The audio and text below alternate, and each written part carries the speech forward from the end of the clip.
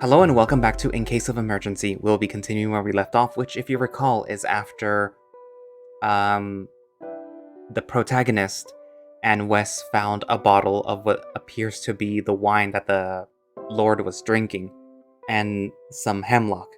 So they're on the way to Remus, I believe, in order to, try to see if this is indeed hemlock and if the wine was, maybe poisoned.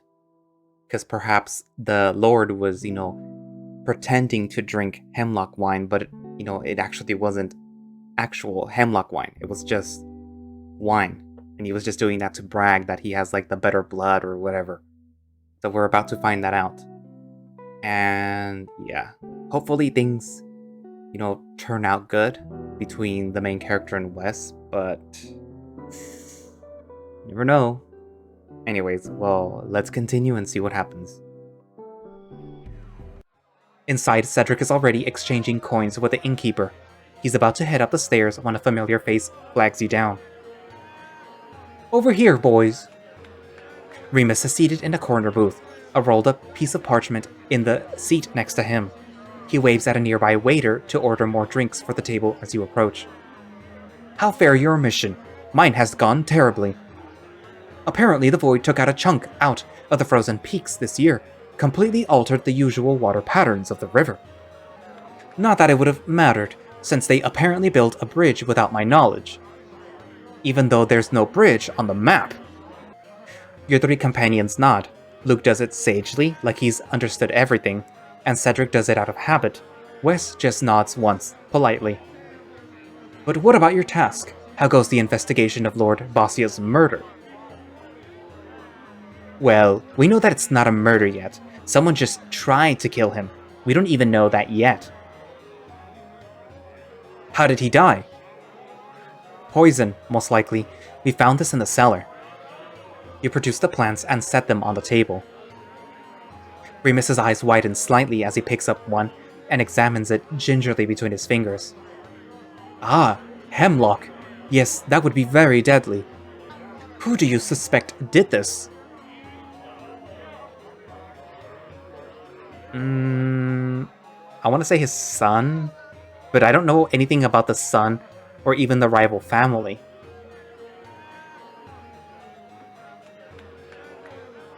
But he does drink hemlock.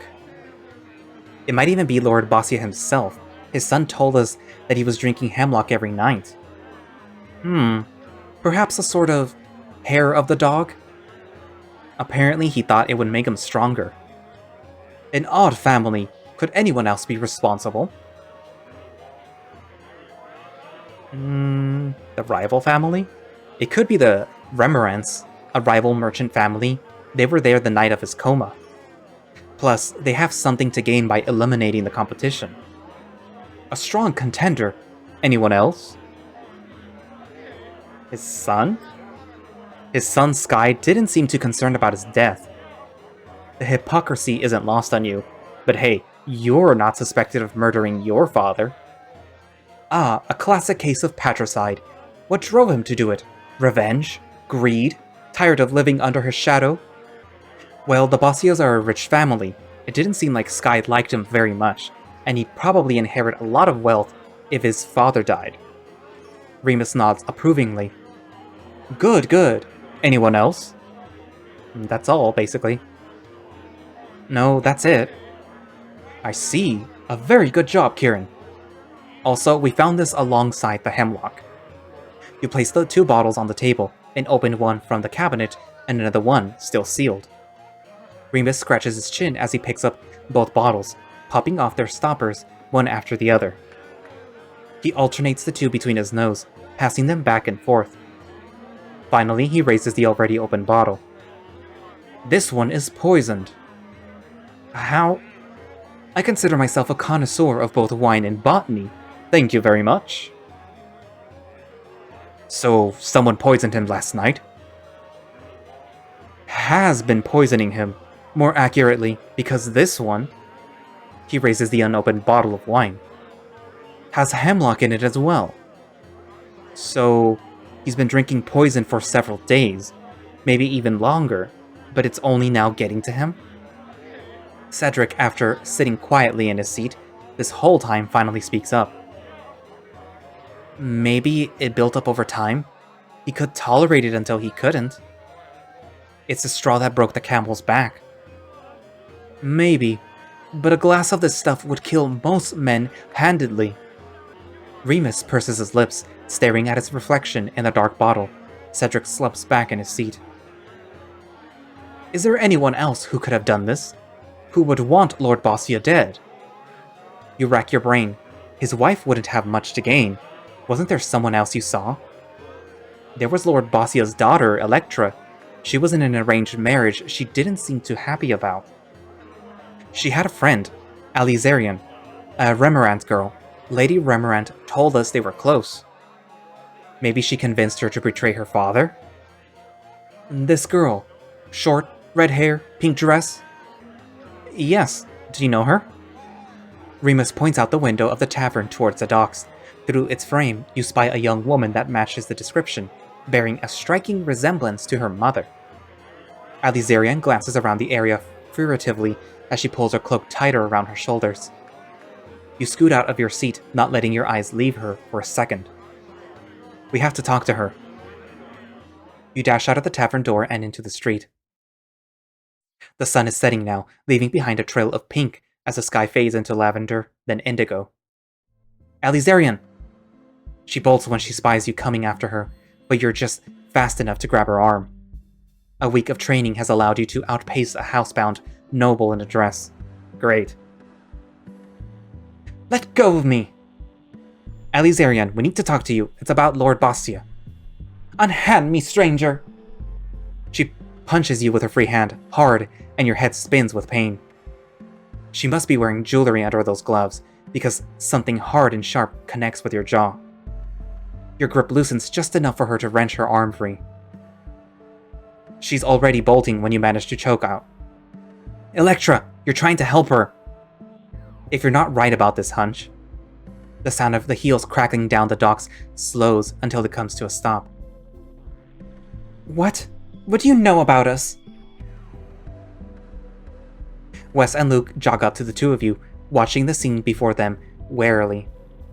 She's breathing heavily as she stares you down, dark circles drooping under her eyes. She looks like she's not in the mood to be jerked around. I don't know anything, but I know you wouldn't want Electra to be found guilty for her father's murder. A fire lights behind her eyes as she looks like she's about to murder you. Electra's innocent! I was with her the whole night! She couldn't have poisoned him! What were you doing? You swear she blushes under her red cheeks. Nothing. That's not a strong alibi. That's a pretty bad alibi. Then you better make it a good one. She brandishes her fist at you again, and you flinch. Okay. What about her arranged marriage then? I heard she wasn't happy about it. She wasn't. Why would anyone be happy with that? Wes shuffles his feet and stares at the wooden beams of the dock. Yeah, marriage sucks, we know. Elireza blinks a few times in surprise. Marriage doesn't suck, it's important. That's why it should be between people who love each other. Both Wes and Luke frown at that. I'm just tired of our families trying to control every aspect of our lives. There's a difference between being controlled and having a responsibility. I know the difference. That's why I was trying to help her. Because you think that there's some sort of real love out there for her? I know there is. Alirezian snaps so fast that even Luke takes a step back, surprised by her outburst. Listen, I was trying to help Electra flee the city last night. Why would she murder her father if she was already leaving? Not only that, our ship was grounded because of the lockdown the city went into after he was found comatose. It would have been counterproductive to draw attention to that night. Our ship? Alizarian's lips disappear into a tight grimace, but she doesn't correct herself. I told you everything you need to know. It wasn't Electra. Now, I'm going to find a boat that's willing to risk being fired on for a sack of gold, and Electra and I are going to leave this godforsaken city. Are you going to try to stop us? She stares at you expectantly. She looks like she hasn't slept in days, but under the layer of immediate exhaustion is a much more long-standing one. She's unhappy in her current life. You've seen that look before, most notably in your very own mirror. The ship out is her peregrine, a chance for a life better than the one she's leaving behind. Wes, any thoughts? Wes, what do you think? He shakes his head and shrugs in resignation. Life is short. She should be free to do what she wants. Maybe she's running away from her problems, but once she's gone, they won't be hers anymore. She should follow her heart. He sounds like he's trying to convince himself of what he's saying, unsuccessfully. Kat, any thoughts? Luke, what do you think? I think you're going to regret this. You think you know what you want right now, but those feelings are going to come to an end. You care more about how you feel in this moment than the people who have to live with the consequences of you leaving forever. Look at what happened when Lord Bossia didn't wake up. A whole city's just sitting on its hands until something is done about it. Cities aren't made of feelings or love or even people. They're made of things. Emotions are just the natural disasters that things have to withstand. He crosses his arms and tries to stare her down, but Alizarian's glare is stronger. He eventually has to look away.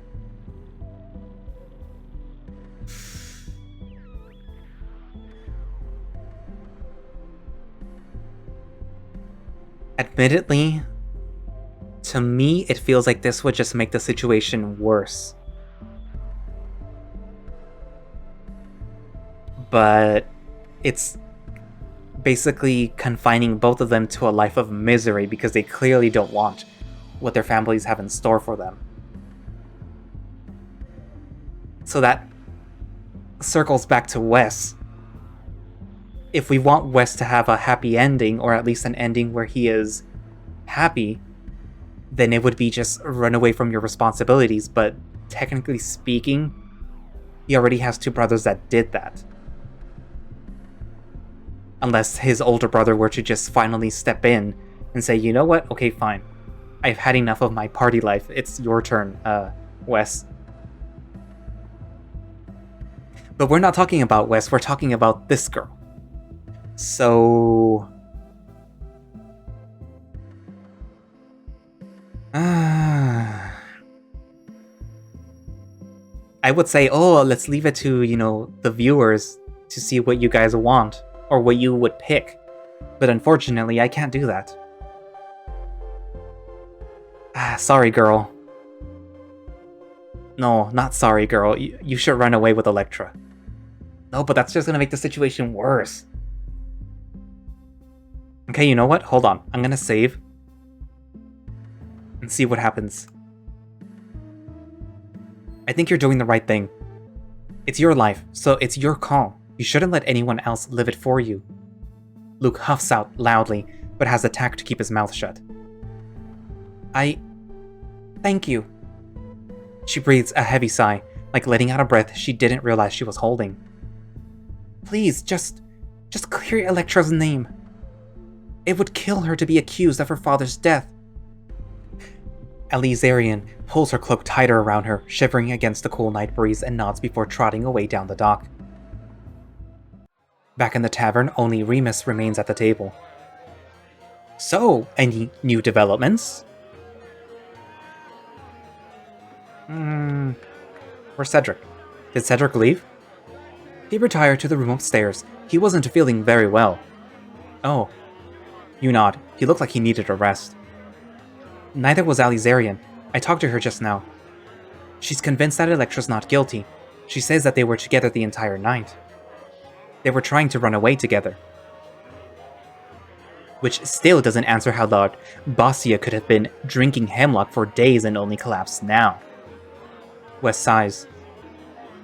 We're getting nowhere. We should just tell the city we have something important to do and need to leave. If it comes to that, we will. In the meantime, you should get some rest. Crossing the bridge will allow us to reach the base of the Grim Mountain in only a day's travel. You'll want to be at your best. Wes nods reluctantly as he rises from his seat. Before he leaves, he gives you a meaningful look from over the table. I'm headed up to my room. Well then, I'm finally going to go track down my book. See ya! As you get up to leave, Remus tells you, "Good work today, Kieran." Remus appraises you with an approving eye. "I didn't solve the case." "Thanks, but I didn't figure out what happened to Lord Bossia." "Still, you made a good deal of progress. What you're doing may not seem like much now, but these are the skills that befit a sword bearer such as yourself. Asking questions and breaking into homes? Problem solving? I don't know, it doesn't feel like I'm solving anything." Remus chuckles at that. He smiles, revealing a wolfish, grin. "By the way, no one noticed you in town. Why doesn't anyone recognize the king?" Remus laughs, tapping the circlet around his head. "You're very observant, Kieran. The crown helps. It's enchanted, you see. Try it." He removes the circlet from his head and passes it to you. It's made of a lightweight metal and feels almost flimsy in your hands. When you try to place it on your head, it's impossible for you to make it fit. It springs off your head like it's made of cheap aluminum. As you hand it back to him, you notice that several people in the tavern have turned towards your table, whispering amongst themselves. When Remus replaces the circlet around his head, the whispering subsides and the people blink as they readjust their gazes towards their drinks and companions. "What happened?" "It's quite heavy for me, but it's too light to fit on anyone else's head, much like your sword. You're the only one that can remove it from wherever it's placed. It makes the wearer invisible, not unvisible, as in not visible, but simply unseen. The best rulers should be judged and seen by their deeds, not their persons." People see you, but they don't recognize you. Like, people can see you without realizing who you are? Very good. If you can imagine a painting, one doesn't need to know that the painting's artists exist and to appreciate it. After all, the best art is universal, without identifiable traits. That doesn't mean that the artist doesn't exist. The art could not exist without him, but that the artist remains latent in the background. The crown helps me do just that." "Oh. Okay." "Oh." Remus has a way of making things sound important and true. Maybe he knows something that you don't. The sound of shuffling upstairs interrupts your train of thought, reminding you of the look Wes gave you. You glance towards the stairs. "I won't keep you any longer." You nod gratefully. Your heart starts to race as you think about seeing Wes again. Obviously. You knock on the door to Wes's room. He opens it, his expression turning hungry when he spots you. Expectations roil in your gut, trailing downwards. "Hey, I was hoping you'd stop by." He opens the door wider for you, letting you in. A bag has been tossed at the foot of the bed, pieces of armor haphazardly peeking out. You close the door behind you. Wes looks you up and down, unabashedly, biting his lips. "I was just thinking about you. Are you here to finish what we started?" He hovers close to you, just like when you were packed into the cellar cabinet earlier today. His breathing is even, his cream-colored chest rising and falling in front of you. You'd be lying if you said you hadn't been running through that scenario all day. Your body heats up at that thought. At the same time, something's been bugging you ever since you arrived in Convenience. Kissa will ruin the moment.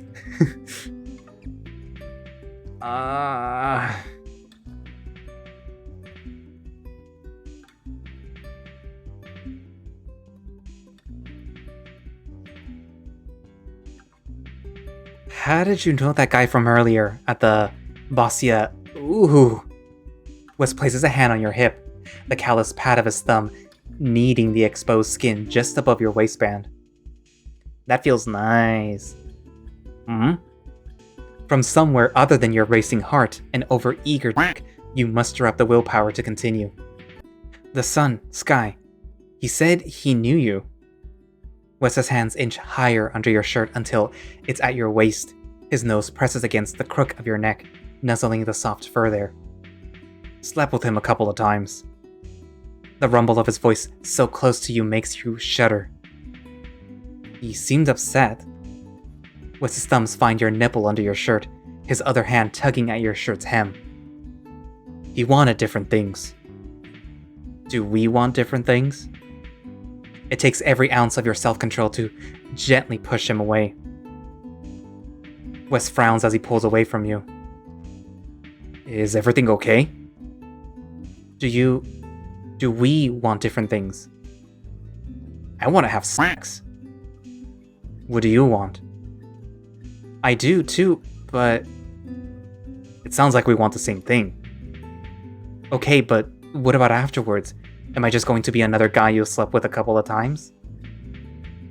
Wes's eyebrows knit together in either confusion or frustration. Maybe both. You're getting married.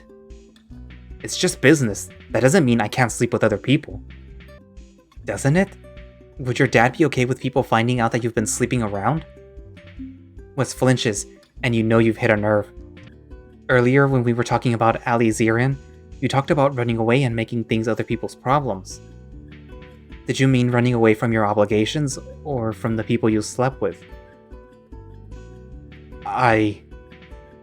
Wes crosses his arms and frowns, but he stares at his feet, unable to find the words.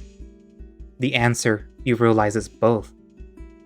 He can't bear to face anything, unable to commit fully to either his family's expectations or a life outside of them.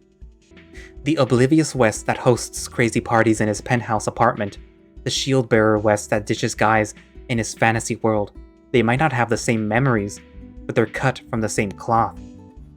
You don't know how you missed it before. I should go. You straighten your clothes and leave before you lose your nerve. What the hell are you doing? You have half a mind to run back and beg for sex. It's not exactly like you're getting laid somewhere else.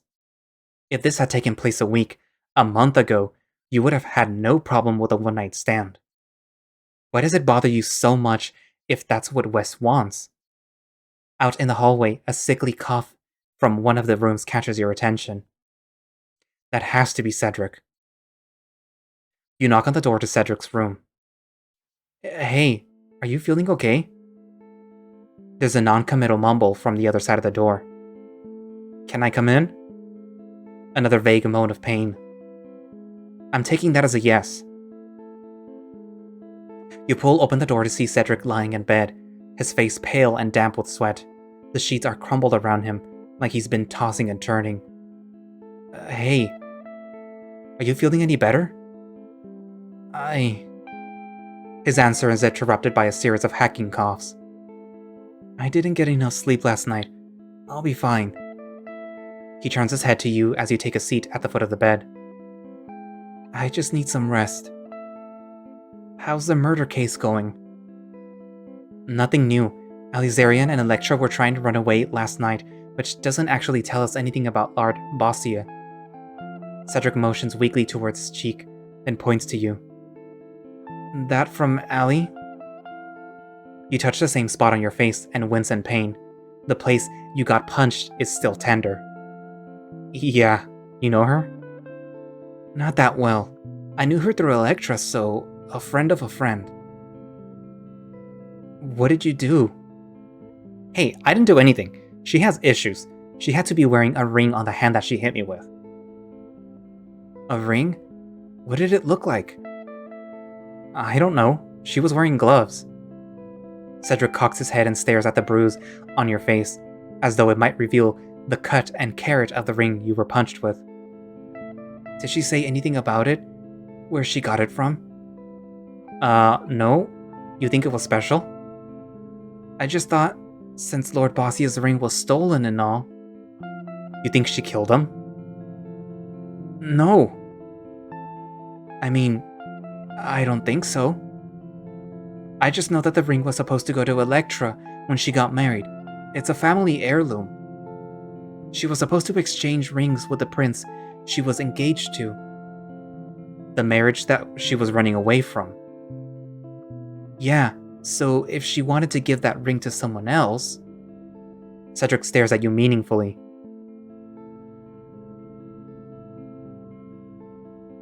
She wanted to give it to Alizarian. Cedric nods. So Electra stole the ring from her dad before she left. She must have taken it that night. But for all we know, he was already poisoned by then, which doesn't help us. Cedric closes his eyes and rests his head on the thin pillow. I'm glad she worked up the courage to leave. She's tried before, but she's not the best at standing up for herself. One disappointed look and she'd crumble. It sounds like you know her pretty well. We weren't together, if that's what you're asking. We were just friends. I told you, Wes and I came down here to run a favor for the Bossias. They asked us to recover some relics from their family mausoleum. The place was crawling with ghosts. That's where I got the sword, which they let me keep, as well as the singlet ring that's been stolen. We had a lot of free time back then, so we hung around and the Bossias threw us this lavish party in their home. It lasted a few days. Wes was obviously busy chasing Tail, so Electra and I just hang out a lot during the downtime. Of course he was. The thought makes your stomach churn. Cedric sighs like he's remembering a bittersweet memory. That was our last time out before the void started showing up. Cedric frowns, clutching his chest as he starts to hack violently. He coughs into his elbow, the wet timbre of his coughs sounding worse than usual. Hey, are you alright? You move up to the bed to reach out for him when his hand hits something hard and long under the covers. Rippling off the sheets, you reveal the dark green scabbard of the Bossia short sword wedged under Cedric's thigh.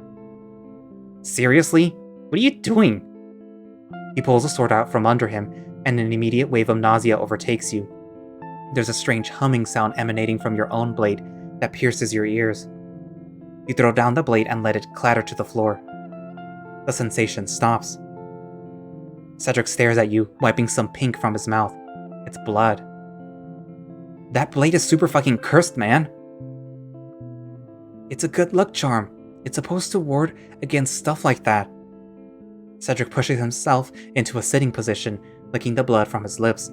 There's blood on his arm and a splatter of the stuff on his sheets. Give it back. He says this with more energy than you've seen him muster all day. There's something wrong with that thing. I didn't feel anything when I picked it up. You've been sick all day. You've been sick the whole time you were lugging this around. It's just... I care about it, okay? I know that sounds stupid. You care about it. I don't think that's stupid. I would feel the same way. Cedric shrugs and nods, folding his knees into his chest. Yeah.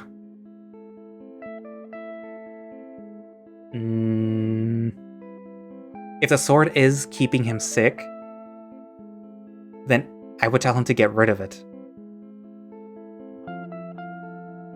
But I don't think telling him to keep the sword without wearing it is going to make him keep the sword without wearing it. I think he's going to want to keep it close by. And since your own sword was reacting to it, at least I think that's what was happening, it probably means that there's something wrong.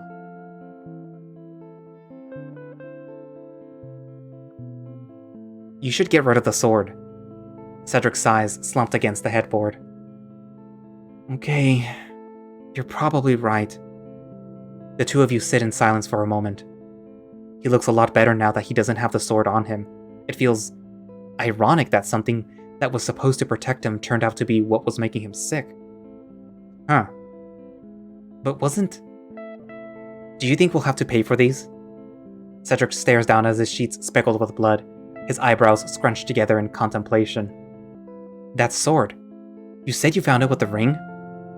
Yeah, they were both family heirlooms. They're supposed to bring health and fortune to the bearer. Fat lot of good that did me. But Lord Bossia wore the ring too, longer than anyone else, and he was fine. Then the same night he gets sick, he's found without his ring. What are you saying? Why would similar objects make one person sick and another person not sick? I think there's someone we need to go visit. You spring to your feet before the idea can escape you. It's still half-forming thing, nebulous and only existing in that funny short-term memory space where you do math in your head. You need to get to the Bossius before you forget. You'll work out the details on the way. Where are we going? You nearly crash into Luke in the doorway of the tavern. Hey! You figured it out? Oh, come on, I thought we were done for today. Luke sighs and pinches his brows, but there's no time to wait. Someone grabs him by the back of the shirt and drags him along the cobbled roads. The crickets are chirping when you arrive. The paved roads up to the Bossia Manor ends in a heavy wrought iron gate, black bars twisting into sharp spikes at the top. The guards, after some convincing and name-dropping, reluctantly lead you to Lord Bossia's room and rap on the door. There's a shuffling from the other side. One moment. Electra opens the door, dressed like she's gotten in for a day outside, or maybe like she's about to head out. Her eyes widen when she sees you.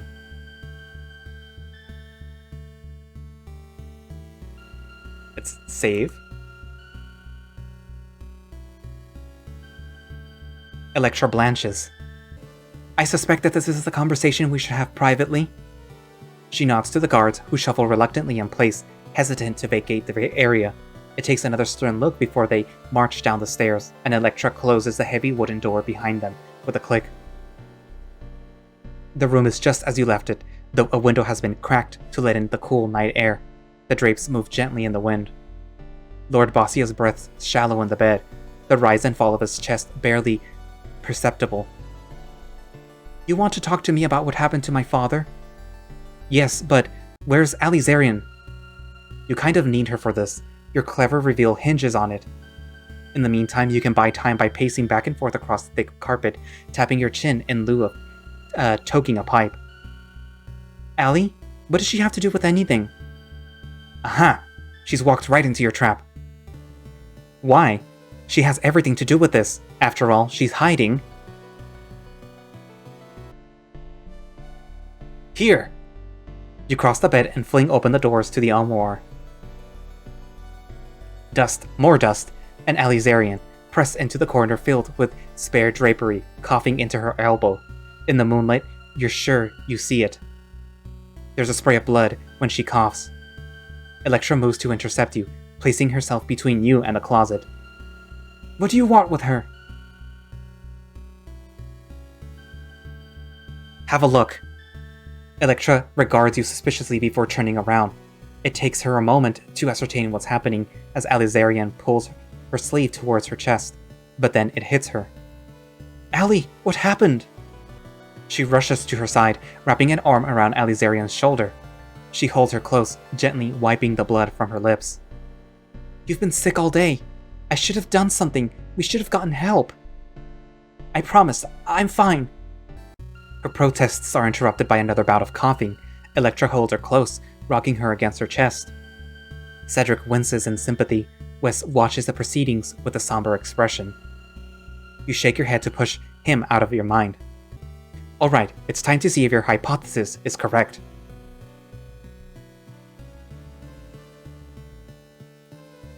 You've been sick all day. You probably felt tired in the beginning, then worse and worse, then you started coughing blood. Sound familiar? You look over at Cedric to back you up. The same thing happened to me.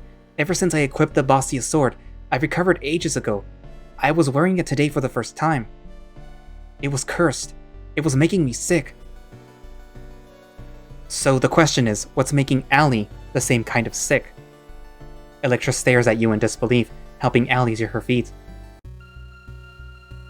The ring.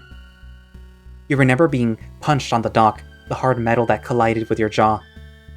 Allie, can you take off your gloves? You figure you're on a nickname basis by now, considering you were about to save her life. What? You punched me earlier. You were wearing something underneath your gloves. Allie stares at you, unmoving.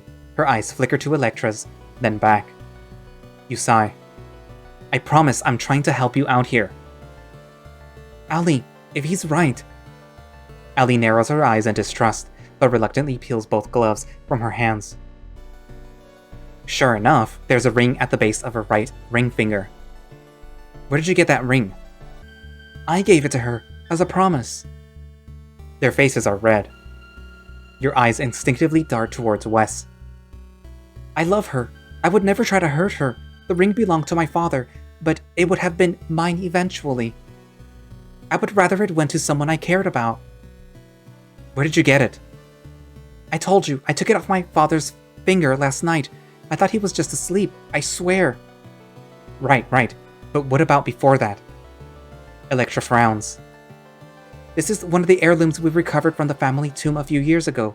The same place where Cedric found the sword. She gasps. That's what's causing her to be sick. Take it off and she'll feel better. You hope you sound more confident than you feel. If you're wrong about this. Electra quickly wriggles the ring off of the other woman, tossing it at her feet before grasping Allie's hand with both of her own. Allie blinks a few times as though a fog had been lifted from her. Her voice is still raspy, but she manages. I feel a little better. Electra laughs in relief, pulling her close for a hug. She peppers her with kisses against her nose and forehead. Allie scrunches up her face as she tries to hold back a smile. But my father, he wore this ring ever since we recovered it. He's never fallen ill. You nod. Not until you took it off. It was preventing him from getting sick because he's part of the family and must curse any outsiders. So, all those nights he drank hemlock, he really was being protected by the Bostian blood. It's my fault for taking the ring off of him. I poisoned him.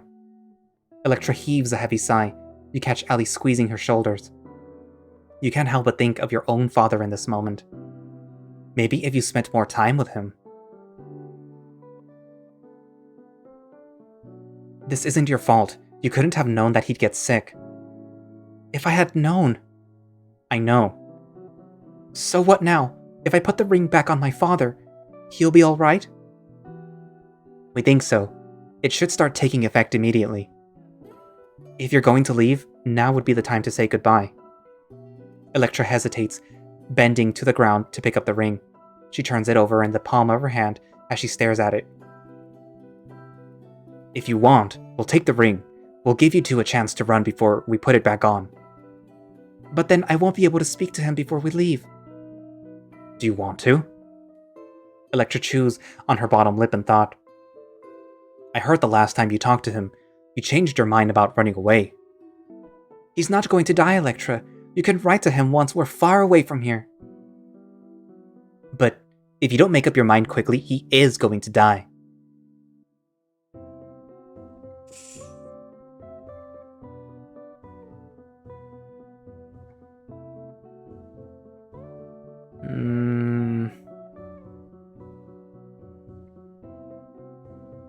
You told her to run away, and if you tell her to talk to him, that might as well be saying, like, stay. And she might regret not talking to him before leaving, but that might also cement her choice of leaving if the conversation doesn't exactly go that well.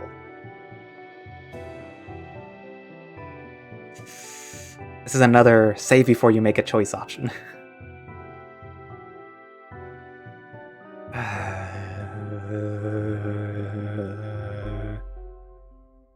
You should talk to him. You might regret it otherwise. Trust me. Electra nods, clenching her fist around the ring. I'll wait for you in the garden. Hurry. Allie sniffs at you, neither entirely disapproving nor grateful.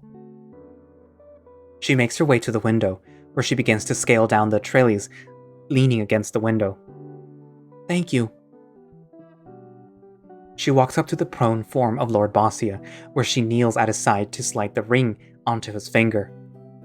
You hear his form inhale, then exhale, his breath rising and falling in a steady rhythm.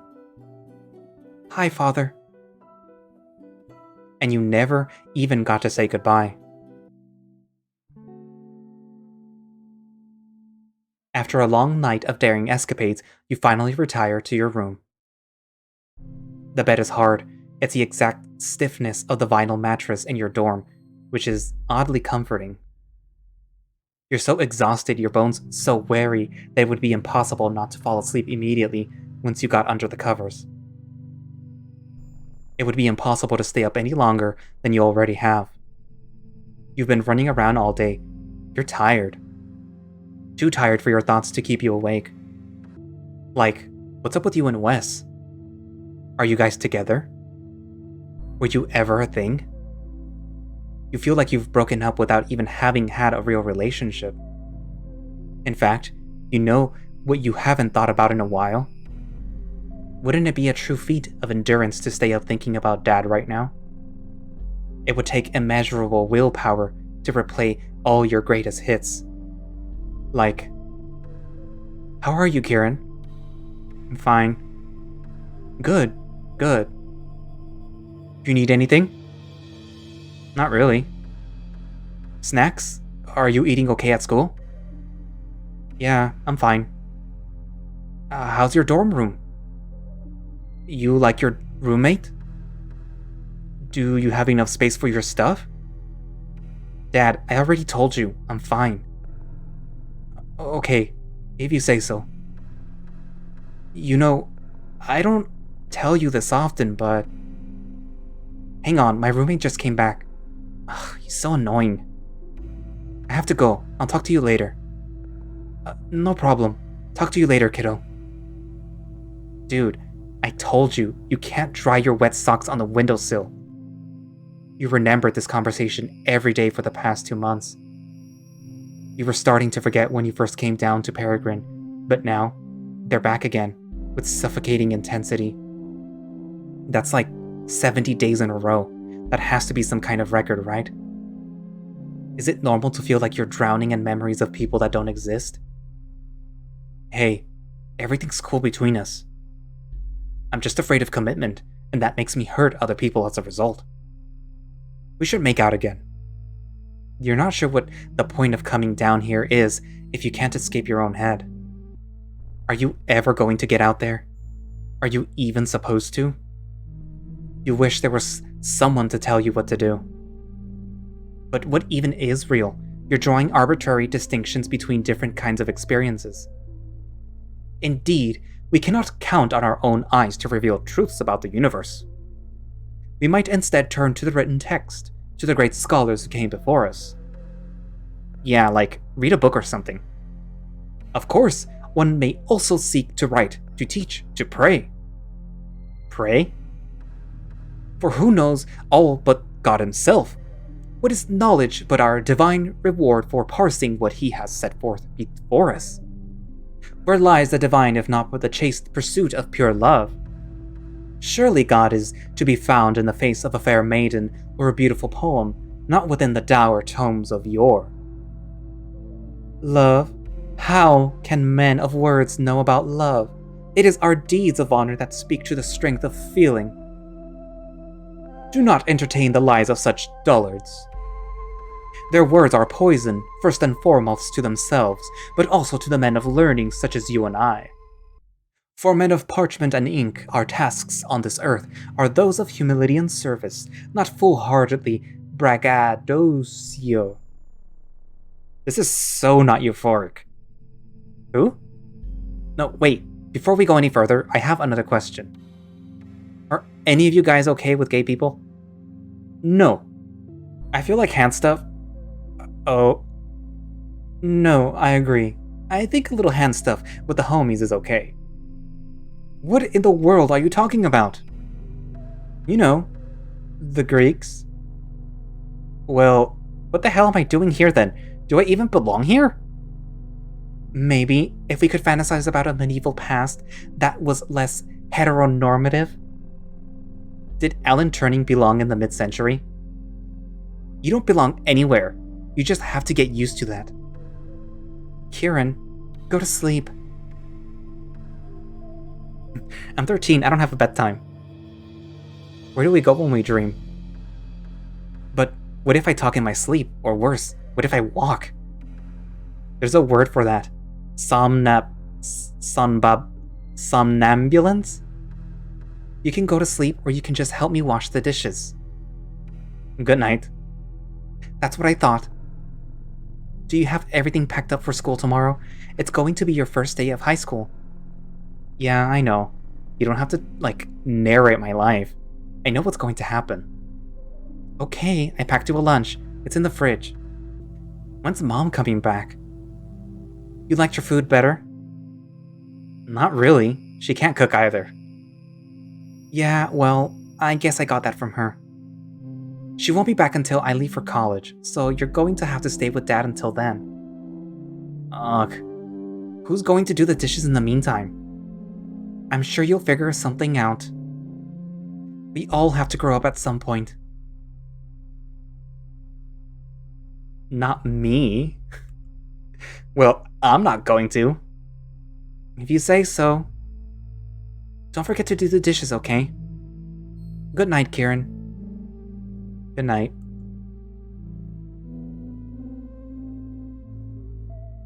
In case of emergency, and that's where I'm going to leave it for today. Huh. So... It kind of seemed like it was, kind of harkening back to Kieran's, own daddy issues, which he clearly hasn't gotten over. And even though at the beginning of the story we get a sense that the dad was very distant with the family, but it kind of seemed like the dad it's like one of those parents that they wanna be a part of the child's family, but they kind of have a little bit of trouble connecting. And at the same time, they also don't want to force it upon the child. So my guess is that Kieran, now that it's too late, realized that. And yeah. There's also, I guess, stuff relating to Wes and his issues, because I can't say it's his problems, because it's issues. He has issues. And that's what I'm kind of liking about this story, that it's goofy, silly, it's lewd, raunchy, but it also is... It has, those real issues, the real drama that I live for. And I would be kind of opportune that it was around the time where, in Far Beyond the World, we had that little argument with Rannoch about, responsibilities. And that kind of revolves around with Wes a little too.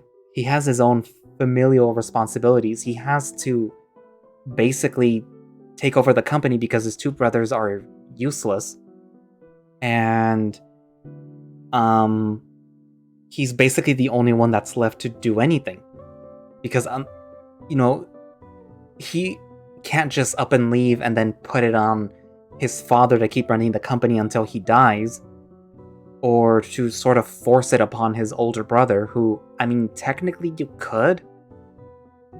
But I have the sense that Wes doesn't want to. But at the same time, Wes is also running away from his problems. And that includes relationship problems, which is bad. And I can tell you from personal experience, from dealing with somebody that did that a lot, that it isn't just as a simple thing of saying oh, well, I gotta go now, bye. No. Your issue isn't just your issue, it becomes someone else's issue too. So, you're gonna hurt someone else if you do that, But yeah. So, I personally am happy that I brought it up, because you don't go into a relationship just sort of knowing that there's a big ass red flag there and just ignore it. If there is a red flag, you deal with it first. And if you can't deal with it, then that's when you know that you have to leave, or that it has to stop. So yeah. So I still like Wes, but I would like it, not knowing anything about the story yet, or how it proceeds or whatever, if you do pursue Wes, and if you can still pursue Wes because I technically stopped it, that you can help him deal with it, even if it doesn't lead into something good for Kieran, where, he stays with Wes or whatever, where you help Wes at the very least deal with his problem. So that's what I'm hoping will happen. If not, then that's gonna suck. I'm also happy that, Cedric isn't dying. At least anymore. But yeah. So what are your thoughts so far? Actually, let me check something real quick. Alt-tab. Oh crap, it went up 2 hours, so I'm gonna have to separate this into 2 episodes. So, but yeah, what are your thoughts so far? Would you have stopped Wes and just ignored the big-ass red flag? Or would you have, stopped it too and, at least bring it up? Or would you have never even pried into what was happening? Are you like one of those type of people that's like, well, that's his business, not mine, I don't care? Because unfortunately, at my age and dealing with my past experiences, I cannot ignore those things anymore. I don't have time for that. So, yeah. If I see something, I'm gonna have to bring it up. But yeah, anyways, so again, what are your thoughts so far on the story? Is it going the way you think it's going? Am I playing the way you would have played? Would you not have cared about, Wes's issues? Would you never have brought it up and just, gone straight for the tiger, bone? Or would you have picked someone else? Would you have picked Luke or Cedric as your romance option? But yeah. I'm still on the fence about doing their options because if this story is long, I do not want to have to redo everything again. So I probably will only stick with Wes. If I find the story compelling enough that I know that there is a lot of story connected to Luke or Cedric or Remus apparently, then I might redo it with different characters. But for now, it's just going to be Wes, okay? Just so you guys know. Anyways, but yeah. So, thank you all for watching / listening so far. And if you would like to play In Case of Emergency yourself, and see if there's any naughty bits, by toggling the explicit content on, then you can find it over on itch. As said, with every other video, I can't post direct links to it on YouTube, but you can find direct links to it on the Twitter pages of the devs, which I will post a link down to in the description. And as far as I am aware of, I don't see any Patreon links yet. So whenever I do, I will post a link down for it if there is one. But let me see in the about. No, in the help about. No, I don't see any Patreon thing on here. Well, if there isn't, then oh well, I guess. But yeah. So yeah. I guess I will see you guys in the next video. Bye-bye.